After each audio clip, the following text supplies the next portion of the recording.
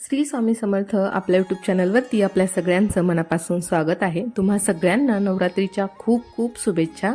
आजच्या आपल्या व्हिडिओमध्ये आपण बघणार आहोत घटस्थापना करण्याअगोदर अशा कोणत्या वस्तू आहेत ज्या आपल्याला अगदी घराच्या बाहेर काढायच्या आहेत। सगळ्यांना आतुरता होती ती गणेश उत्सवाची। गणेश उत्सव संपला की लगेच पितृपक्षाला सुरुवात होते। पितृपक्ष झाल्यानंतर सुरुवात होते देवीच्या भक्तीसाठी म्हणजेच नवरात्रीला। नवरात्रमध्ये आपण देवीच्या 9 रूपांची सेवा करतो, तिची पूजा करतो, आपल्या घरामध्ये घटस्थापना करतो। घटस्थापना करणार म्हटल्यानंतर प्रत्येक घरामध्ये साफसफाई ही चालूच असते। आपापल्या पितृपक्षामध्ये आपापल्या पितरांना दर्पण दाखवल्यानंतर किंवा श्राद्ध घातल्यानंतर आपण लगेच घराच्या साफसफाईला सुरुवात करतो।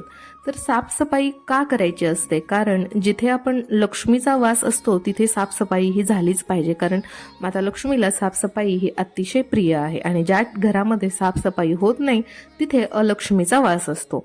म्हणून आपण दसरा किंवा नवरात्र सुरू होण्याच्या अगोदर घरामध्ये दसरा काढायचा असतो, साफसफाई करायची असते। जी आपण साफसफाई करतो त्यालाच दसरा काढणं असं सुद्धा म्हटलं जातं। तर मग अशा कोणत्या वस्तू आहेत ज्या आपल्याला आपल्या घराच्या बाहेर काढून टाकायचे आहेत? तर सगळ्यात अगोदर म्हणजे देवाच्या खंडलेल्या तुटलेल्या मूर्त्या असू द्यात किंवा फोटो, आपण ते घराच्या बाहेर काढायचं आहे। बहुतांश वेळा असं होतं की एखाद्या देवाची मूर्ती तुटली आहे किंवा फोटो फाटलेली आहे, तुटलेली आहे, तर आपण घरामध्ये ती तशीच ठेवून देतो, कशाला बाहेर टाकायची असा विचार करून आपण ती मूर्ती किंवा फोटो तसंच ठेवून देतो। पण असं न करता जर मूर्ती असेल तर आपण नदीमध्ये विसर्जित करायचे आणि फोटो असेल तर त्याचे काच वगैरे आपण एखाद्या मातीमध्ये पुरून द्यायचे आहेत आणि त्याच्यामधला जो कागद आहे तो नदीमध्ये विसर्जित करायचा आहे।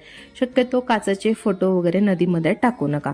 त्यानंतर दुसरी गोष्ट आहे, आपल्या देवघरातील जे दिवे असतात बहुतेक दिव्यांमधून तेल गळती होत असते। तर अशा ज्या दिव्यांमधून तेल गळती होते किंवा ज्या दिव्यांमधून तेल गळत असतं असे सुद्धा दिवे आपल्याला आपल्या घरामध्ये ठेवायचे नाहीत।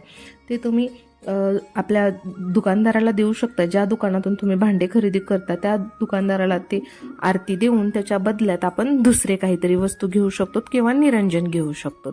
पण असे दिवे सुद्धा आपल्याला घरामध्ये ठेवायचे नाहीत। तिसरी गोष्ट म्हणजे फाटलेले कपडे। थोडेफार फाटलेले कपडे असतात जे की आपण वापरतही नाही, तसेच ते जतन करून आपल्या घरामध्ये ठेवतो।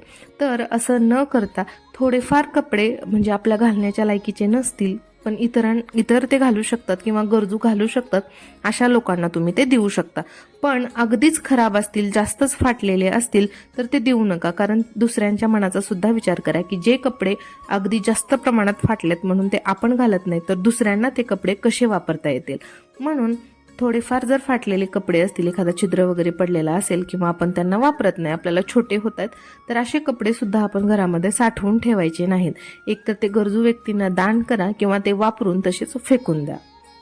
आपल्या घरामध्ये असलेले काचेचे फ्रेम्स, घडी अशा तुटलेल्या ज्या वस्तू असतात त्या सुद्धा आपल्याला आपल्या घरामध्ये ठेवायचा नाही, कारण अशा वस्तू नकारात्मक ऊर्जा पसरवत असतात आपल्या घरामध्ये। म्हणून या वस्तू सुद्धा आपल्याला साफसफाई करत असताना घराच्या बाहेर काढायच्या आहेत। नंतर आपण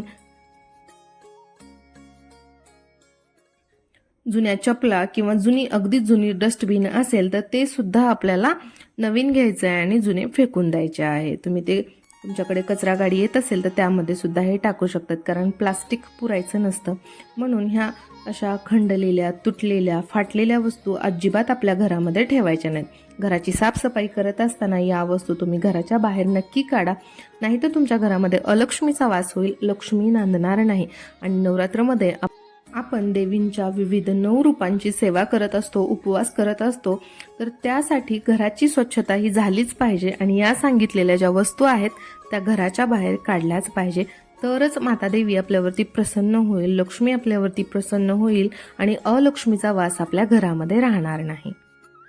घटस्थापना ही 15 ऑक्टोबर रोजी करायची असते। त्या दिवशीच आपल्याला अखंड दिवा सुद्धा लावायचा असतो। अखंड दिवा कसा लावायचा यावरती आपल्या चॅनलवरती व्हिडिओ अपलोड झालेला आहे, तो तुम्ही नक्की चेकआउट करा। नंतर त्या दिवशीच नवरात्रीच्या पहिल्या दिवशीच आपल्याला देवपूजा करायची असते। नंतरचे 9 दिवस आपण देवपूजा करत नाही, कारण देव सुद्धा घटी बसले जातात अशी मान्यता आहे। तर ती देवपूजा कशी करायची याचा सुद्धा आपल्या चॅनलवरती व्हिडिओ अपलोड झालेला आहे। तर कसा वाटला आजचा आपला व्हिडिओ हे मला कमेंट करून नक्कीच सांगा। पुन्हा भेटूया अशाच एका इंटरेस्टिंग व्हिडिओमध्ये। तोपर्यंत श्री स्वामी समर्थ।